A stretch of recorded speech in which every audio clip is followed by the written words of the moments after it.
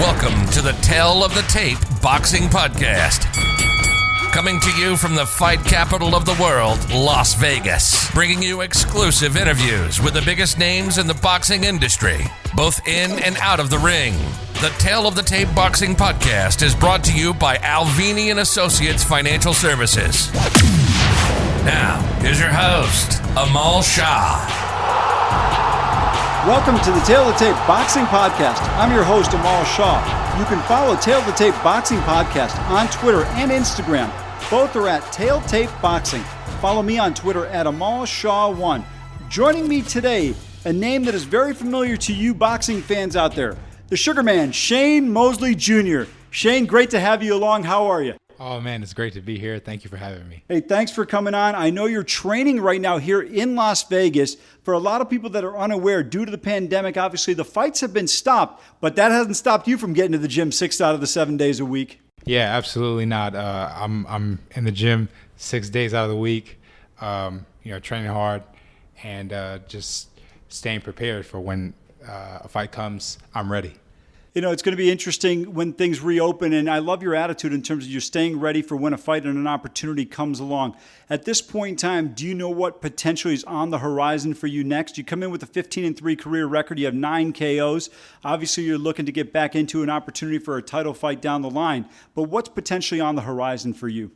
Well, some fights from Golden Boy are hopefully in the horizon, and then obviously what we want to do is to achieve a world championship. So you take the necessary steps in doing that. So you get the right fights, get ranked, and fight for a title. Yeah. So hopefully my team can set that up. My promoter, my manager, we can put me back in kind of on track to get to a world championship. Absolutely. Obviously, that's the goal for every fighter out there. Shane, I want to kind of peel back a little bit and get into your background. Obviously, your father was a very prominent fighter in the 90s and the 2000s. Obviously, Sugar Shane Mosley. Tell me a little bit about where you grew up, and was boxing something that was destined for you? Did you choose boxing, or did boxing choose you? Okay, so I grew up in Pomona, California. And my dad was from Pomona. I'm from Pomona. And, right away, most people think because of my dad, sure, because of all of those elements and the things I was around, they just thought, of course he's going to get into boxing. I think most of the people that knew me just thought, of course he's going to get into boxing. But I had a lot of people in my kind of inner circle telling me that I shouldn't box. Oh, you're too good looking, you're too handsome, you're too this, you're too that. Saying these things and kind of discouraging me at a younger age to not box. So I wouldn't say, from my inner circle, it was like destined for me. I had to kind of find it on my own. And once I did find it on my own, I'm a fighter.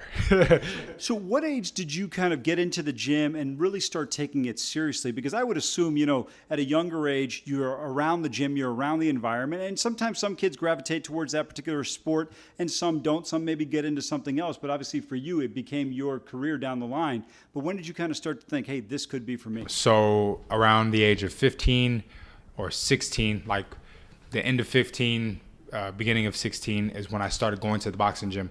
I had my first amateur fight at 17 years old. I had just turned 17. It was like a few days after my 19th birthday. 17th. Sorry. It was a few days after my 17th birthday. And so I fought right after, and it was kind of like it stuck. Yeah. Oh, I would assume, obviously growing up watching your dad, I would assume, and I don't want to make an assumption here, though, is he the person you kind of tried to emulate or you looked up to? Or are there other fighters also that caught your eye and you said, hey, I love what my dad does in this capacity, but there's also other people that I look at and I took something from them? Or are there any other fighters that you really thought intrigued you or you've tried to emulate them as well? I think the closest person that I tried to emulate was my father. And that was more so his mindset. about boxing and things like that. But because me and him have different statures, or different body types and things like that, I knew that I couldn't fight like him. And it would be like wrong of me to fight like him. I had to fight like me. So I had to look at people that kind of fought like me and had that similar style. I chose to look at bigger fighters to look and to admire. And it wasn't just one. Obviously, I love boxing, so I had to, gather many guys, James Toney, Roy Jones, Floyd Mayweather, just many guys, Steve Cunningham. I mean, there's so many people that I've, looked at that you kind of pick from. Tell people a little bit about the stature differential between you and your father, who may not know or who may not have seen your father fight. Fight at middleweight. I'm going to be fighting at junior middleweight, which is 154 pounds. But the stature difference is my dad is 5'9", kind of short. I'm 6'1".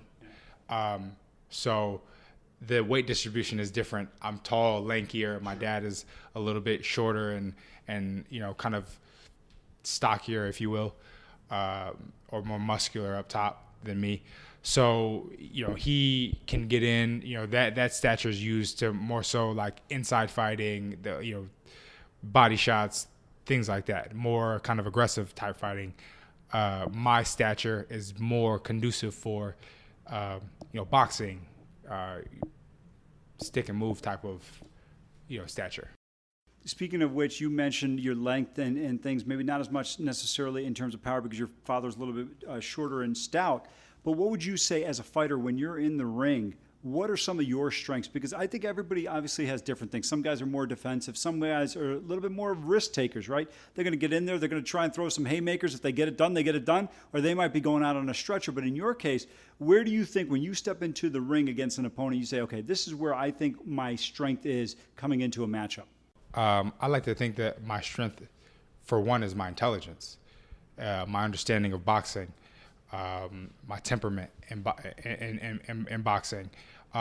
It doesn't have to do with physical. Sure. You know what I mean? Of course, those are added bonuses, but I think my intelligence, the way that I handle myself in the ring, and how I maneuver and control the ring, I think that is my strength.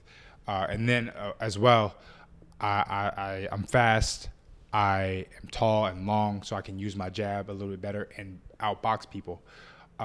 Another thing that I find that I have is that I like to be deceptive. I like to show people if I'm a good-looking guy, I'm a handsome guy, this guy looks weak, he's just a pushover, he's just here for his dad, he's just here on his dad's name. Yeah, I'll show you. Come in here, meet me in the middle of the ring, and I'll show you how weak I am. The Sugar Man, Shane Mosley Jr. here with us on the Tail of the Tape Boxing Podcast, which is brought to you by Alvini & Associates. You can find them online at alviniassociates.com for all your financial needs. If you prefer to reach them by phone, do so at 302-836-8490. Again, that's alviniassociates.com. Give them a call. They do a terrific job, again, for all your financial needs. The Sugar Man, Shane Mosley Jr., joining me on the Tail of the Tape Boxing Podcast. Shane, you mentioned your intelligence and your kind of motivation from people that think you're there because of the name. But when you get involved in boxing and you start really going through training, I would assume that has to serve as a huge motivating factor to prove other people wrong. At least for me personally, I would think that does. Oh, absolutely. It's definitely a motivation for me to train hard, to work hard, to never give up on myself, and to always, give my best when I'm in the ring. Because people are always going to doubt you. They're always going to have words for you, even if you win or lose. So you got to keep that strong mindset and know in yourself that I put in the work, I'm confident, and I do the best that I can. That's terrific, and that's what you want if you're any fighter, if you're any athlete at any level. It's just you got to do the work and put yourself in a position to be successful. Take me through a little bit of what your day entails. What we were talking before we came on air, you train 6 days a week, take Sundays off. But kind of walk me through a day. You've got obviously a significant other and kids, so your day is a little bit more kind of full than maybe some other fighters who don't have those things. So what's a normal day like for Shane Mosley Jr.? Normal day for me is I wake up, let's say 6:30. I do my morning routine. I meditate, pray, take a shower, get ready, then get my son ready for school, take him off to school, come back home, make my breakfast, eat, depending on when training is, because that varies depending on sparring partners or depending on, my coach, just kind of coordinating. So I'll go to the gym, let's just say for, whatever sake, 10 a.m., right? Go and train.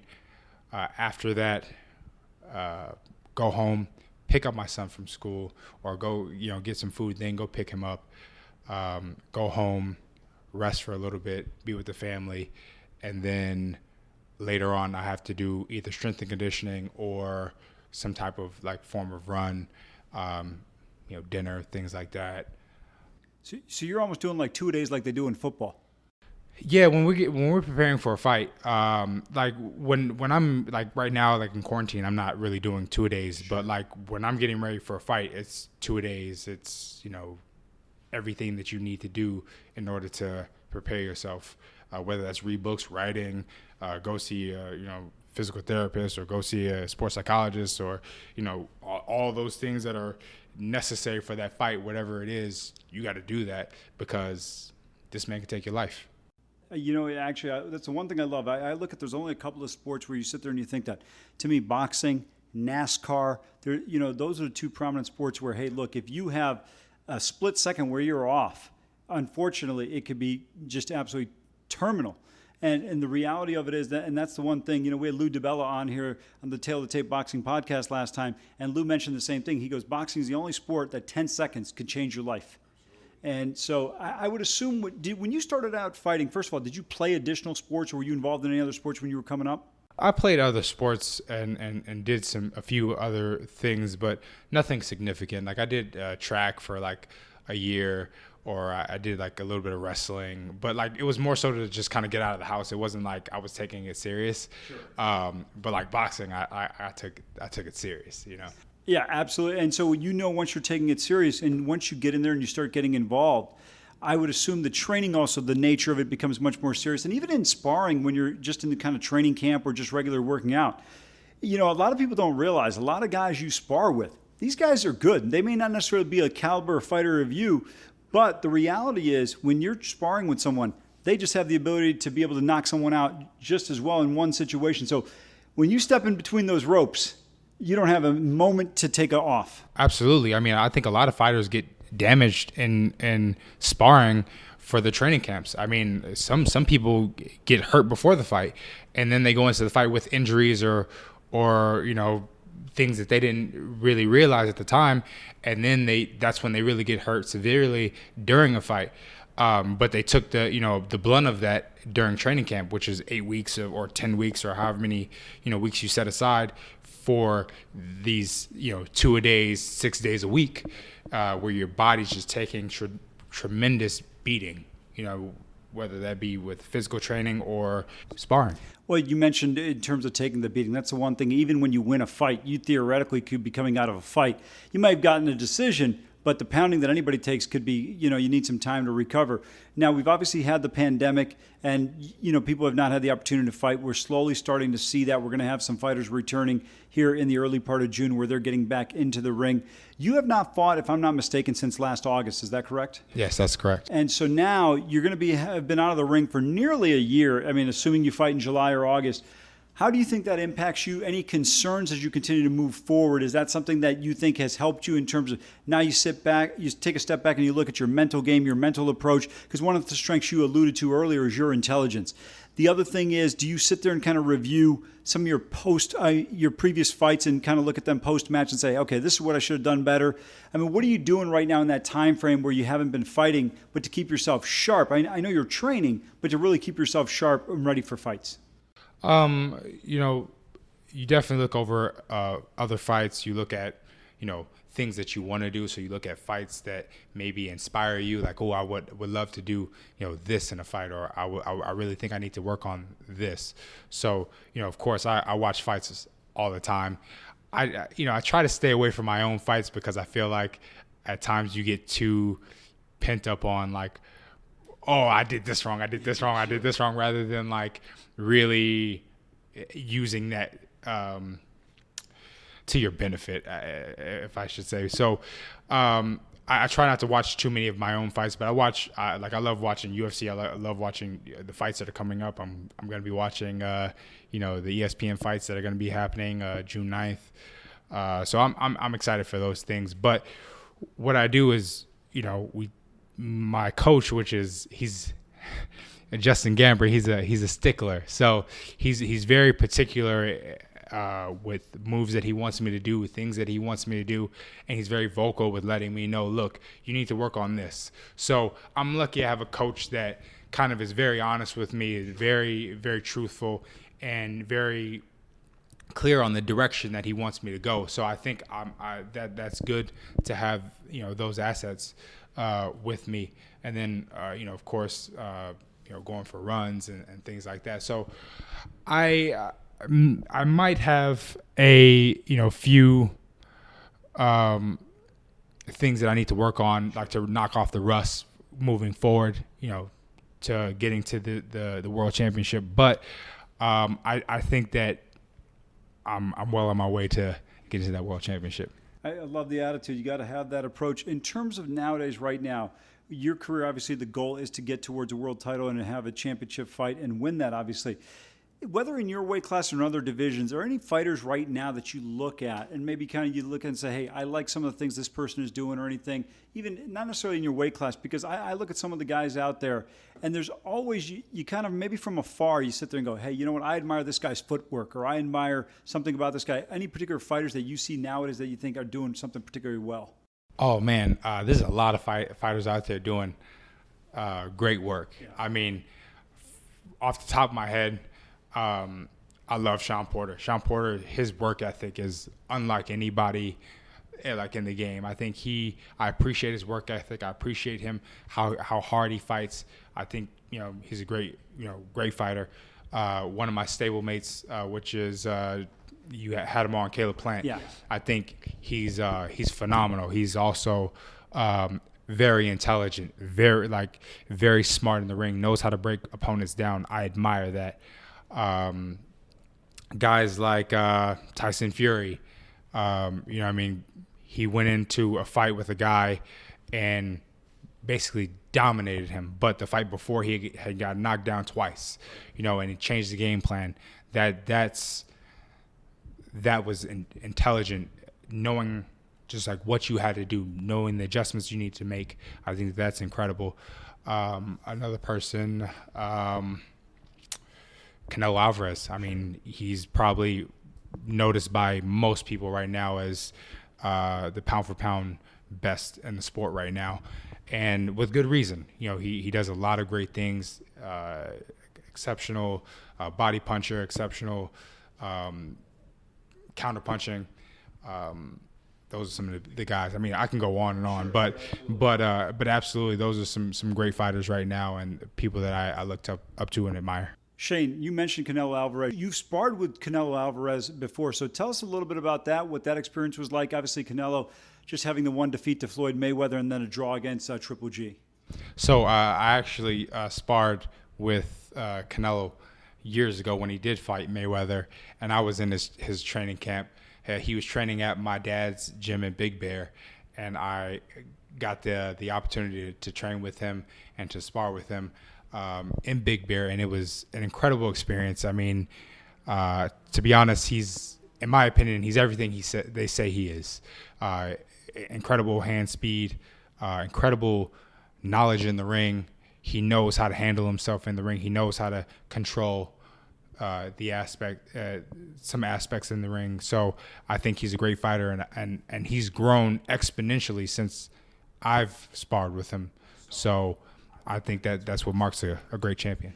That's interesting. You had the opportunity to do that. When you did that, when you kind of were evaluating yourself, how did you feel when you walked away, in the sense like, okay, I see where I'm at. I see where I need to go to get to this level. I mean, what was your takeaway from those sparring sessions? I think I was just excited to get the experience. especially, at that age and being able, like the guy that I'm sparring with is fighting, Floyd Mayweather, one of the biggest fights, at the time. And, I think it was just an incredible experience for me. I wasn't looking at it like, I'm getting, certain things from it. I was so excited for the opportunity at the time. You mentioned, obviously, the excitement of the opportunity, but I think also growing up where you did in terms of your father being so prominent, I would figure the transition is probably a little bit easier under the bright lights for you. When you got to that level, you get to your first pro fight, did you feel like you may have had some advantages coming in just because not necessarily what your dad had accomplished, that's irrelevant to it, but just kind of having been around the atmosphere? I think so many times, I tell people all the time, I have been fortunate enough to have been to Super Bowls, World Series, and everything. There is nothing, and I mean nothing, like a fight, a championship fight, when you walk into, whether it's MGM Grand Garden, whether it's the Staples Center, or whether it's Madison Square Garden, there is people always ask me, what's so electric? I said, let me tell you, there is an electricity in the air that you just cannot quantify until you've been to a fight. No, absolutely. There's nothing like going to a fight. I mean, that's why we love fighting and we love boxing. But my first fight, I was so nervous. Looking back at it, it's like, I shouldn't have been nervous for that guy. I was going to, wipe him out. But obviously, this being my first professional fight, and I had amateur fights before. So it was, to me, it was like, this is weird that I'm nervous about this, but at the end of the day, I'm human, and you get those nerves, and I find later on that nerves are good. If you don't have those nerves, you must not be up to the level of what you need to be. Well, you're absolutely right, and to me that kind of shows an idea and an interest that you have in it. You want to be successful at it. By the way, let's hope Mark Cordova doesn't have anything to say about that. That was the guy he had knocked out in his first career fight there. But I love what you said. It's so true, right? You get excited, but at the same time there are nerves. You want to perform well, and you've been able to do so far in your career. You're a young guy. I'm not mistaken, 29 years old. Where do you see yourself, aside from just being successful in the ring as a fighter? Obviously, boxing, the great thing is, even if you have a couple of losses, which you've got some decisions that didn't go your way, but you have an opportunity to eventually avenge those and ascend to where you want to be. But what would you like to accomplish really in your career? Obviously, everybody wants to win a title, but what else kind of stands in your mind of like, hey, this is what I want to be able to accomplish over the next several years? I would love to be a multi-world champion, multi-division world champion. So, 154, of course, 160, sure. Maybe, later on down the line, 168. But, right now we got to worry about being a 154 world champion, and then go on to do those things. And that's how you become legendary. That's how you really make your name in the game. Of course, you can do it the other way, where it's like you could stay at one weight class and dominate for years, or you can show how great you are in kind of making adjustments to different weight classes. So that's what I feel like the normal is. I mean, back in the day when Bernard Hopkins was running the 160 pound, I think, or 160, I can't remember exactly what weight class, but he was, dominated and didn't lose for like however many fights, like 14 fights or something like that. So, and that shows how great someone can be. But for me, I think I would want to do the, multi-division world champion.